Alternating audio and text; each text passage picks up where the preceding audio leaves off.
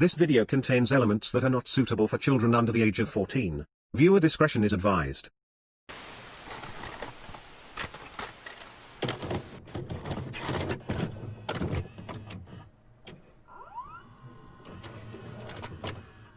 On October 28, 2020, episode 12 of the Emotions Corner was posted, discussing Thomas and Friends Series 12. In it, Mike, Cameron, and Matt to some extent gave their thoughts on this season. But what are my thoughts on Series 12, you may ask? Well, let's find out.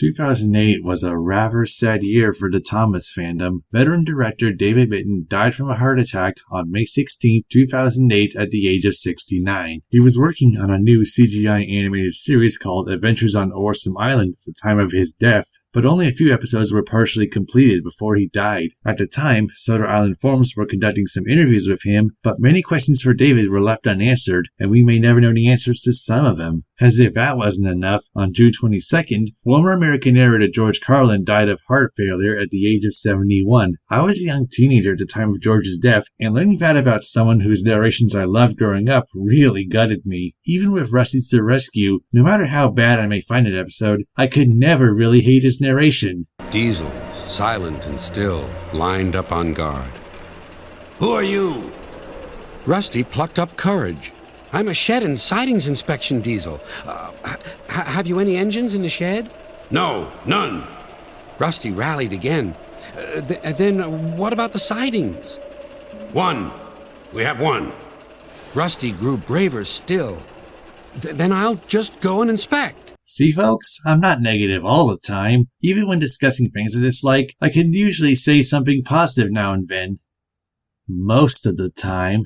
Another tragedy would strike the fandom, but it was not someone from the production crew. Oh no. After Series 12 would finish production, the models would be retired altogether in favor of 3D computer-generated imagery, or CGI for short. To make the transition easier to stomach, the characters' faces were animated with the aid of motion captures, as the physical models' faces were replaced with white targets with white triangles to add in the computer-animated faces in post-production. In addition, human characters like Sir Topham Hatt were fully animated in CGI, as was Harold the Helicopter. However, in some shots, resin faces were used mainly in the background and for scenes where objects would have obscured the vehicle's faces.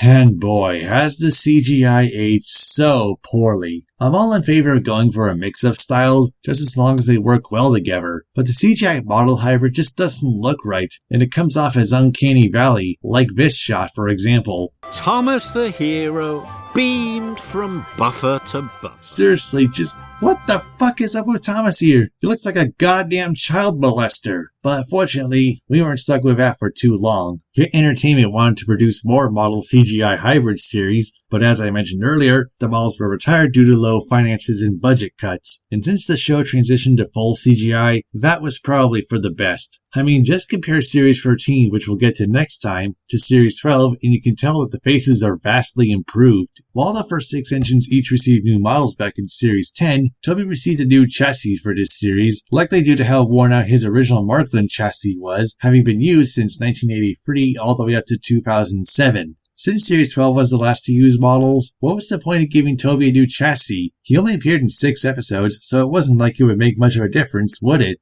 Speaking of being the last series to use models, Series 12 marked the rather brief returns of the likes of Duck, Oliver, Toad, Bulgy, Jack, Alfie, and even Max or Monty, as well as a surprise cameo from Stepney. While most of them have returned in CGI at various times between 2013 and 2017, Stepney hasn't really been seen since Rosie's Funfair special, most likely because Andrew Viner was a fan of his book as a child. I get that they wanted to make this series a send-off for the models, but come on! You could literally replace them with various members of the STEAM team and nothing would change in terms of writing. Also, I know that we also got Donald, Douglas, Murdoch, Arthur, and Neville appearing in brief roles, but technically I don't count them as returnees since they appeared in Series 11. Why I didn't mention the Scots, Roland, Gordon, and the Engineer last time, I don't know. On top of that, we even got Proteus returning in statue form. And as usual, some new characters were introduced for Series 12. Apart from Stanley... Welcome, Stanley!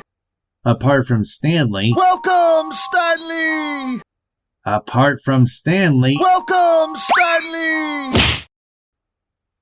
Apart from Stanley, who was introduced in The Great Discovery, and has since gone on to become a background engine throughout the CGI era since Series 14, with a few speaking lines if he's lucky, not to mention constantly changing voice actors in the American dub and the odd occasion in the British dub. You weren't at Tidmouth Sheds. My firebox is faulty. I won't be able to go to the children's party. Scrapped. Here you go, James. Fresh from the washdown. Please, sir, I beg you, I just have to know. Will you, won't you take me to the railway show? At least you're back on the rails again, James. And just in time, too. Henry's being delayed. Sir Topham Hatt wants you to take his heavy goods train. Seriously, what was up with that? Anyway, Series 12 introduced 3 new characters who each only appeared once and were never seen again. Hank the American Engine was fine, but not what I would call a fan favorite. If he was to appear again, it would probably be in the United States where he was built, but considering the upcoming revamp, I doubt that'll happen anytime soon. Also, I don't know if anyone knows about this, but Andrew Brenner planned to have him return in Series 22 along with Boko, but Mattel had other ideas. Flora the Steam Tram, meanwhile, basically took away what made Toby unique by being the only steam tram on Sodor, but ignoring that, her personality was just a borderline Disney princess stereotype by doing what she's told without second thought or standing up for herself. Yeah, that's a great role model for little girls, isn't it? But if she were to make a comeback, why not have her do heritage runs on the Vicarstown Tramway? It would have been nice if it had been expanded upon, if Mattel allowed it. I mean, they were going to introduce free tramway engines for the line in an early draft of The Great Race, but the plotline was dropped and they were replaced by the classic Arlesdale trio from Surto's Legend of a Lost Treasure. In the long run, we did end up getting small Revy engines adapted for CGI, and the trio have a wonderful chemistry together, but I'm getting off topic here. The last of the newbies for Series 12 was Colin the Warsight Crane, and holy hell was he so boring and bland. We know literally nothing about him as a character, only that he's lonely. The only way he could have possibly returned is if the wharf were to be reintroduced in CGI, but with Ulfstead Castle, the Blue Mountain Quarry, and Croven's Gate already there, what would be the point of having both standard and narrow gauge meet up in another location? Now, Colin was going to reappear in an original version of King of the Railway to be animated by Guru Studios, but when Arc Productions took over, he was dropped altogether. Probably not a huge loss in the long run, I suppose. Series 12 was the second series to deviate from the standard 26-episode run by having 20 episodes instead. I personally believe in quality over quantity, but did having less episodes improve the quality of the writing? Nope. Henry Gets It Wrong is just stupid and illogical. Gordon Takes a Shortcut is riddled with plot holes and contrivances. The less said about Don't Go Back, the better. And Push Me Pull You is so painfully awful that it was such a relief the scholarly engines did not appear in the Nitrogen era, save for 2 episodes and 1 special in 2012. Though it is a shame that despite appearing sporadically since Series 17, with the exception of a 19th for some reason, they didn't get many episodes dedicated to them, but I'd much rather they get few starring roles and be well written than up to 8 episodes per series and be written poorly. As I mentioned previously, Series 12 was the first to have Sharon Miller as head writer, and boy does it show. But trust me when I say it gets worse from there. Series 12 was the last to be filmed at Shepperton Studios, Thomas's home since 1985, and it was the last to have involvement from Simon Spencer as producer and showrunner, Ed Welch as songwriter, and Steve Asquith as director, the latter of whom had been part of the show since the beginning along with David Eves and Terry Permain. That is real dedication right there, but perhaps not as dedicated as Carol Spinney playing Big Bird and Oscar the Grouch since the start of Sesame Street in 1969, all the way up to 2018, with the show's 50th anniversary celebration special being one of his final appearances prior to his death the following year.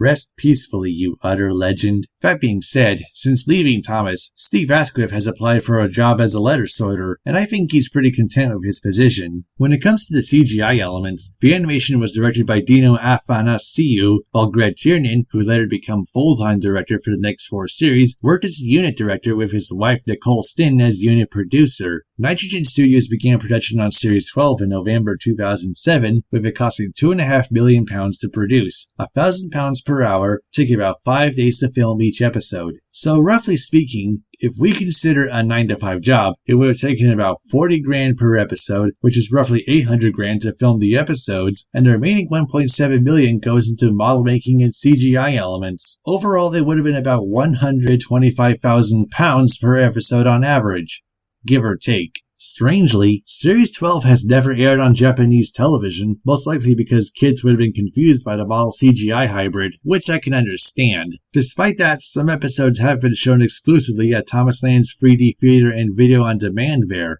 Among the other countries it hasn't been shown in include Hungary, Norway, Romania, Poland, and the Netherlands. A fair number of series and specials haven't aired across the various countries, but I don't usually mention that since it has no impact on the production or quality of each.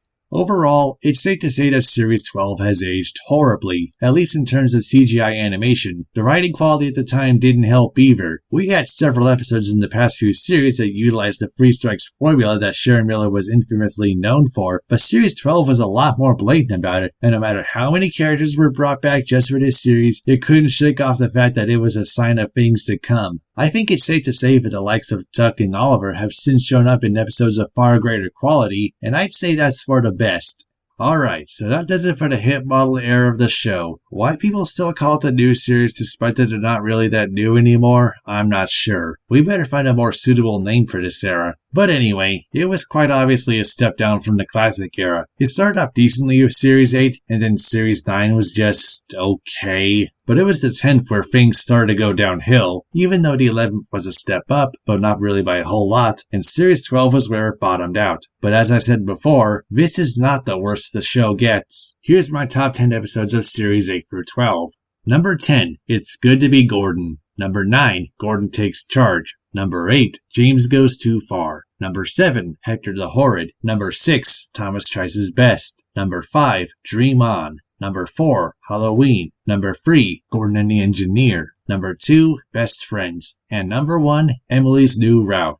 And as for the worst of that era, unlike the last one, I don't think there will be too many controversial choices, so here we go. Number 10, it's a two-way tie between Reneus and the Dinosaur and Skarloey the Brave. Number 9, Thomas and the Big Bang. Number 8, Henry Gets It Wrong. Number 7, Thomas and the New Engine. Number 6, Don't Go Back. Number 5, Topped Off Thomas. Number 4, Thomas's Frosty Friend. Number 3, Push Me Pull You. Number 2, Don't Be Silly Billy. And number 1 is probably the least surprising entry on this list, Edward Strikes Out.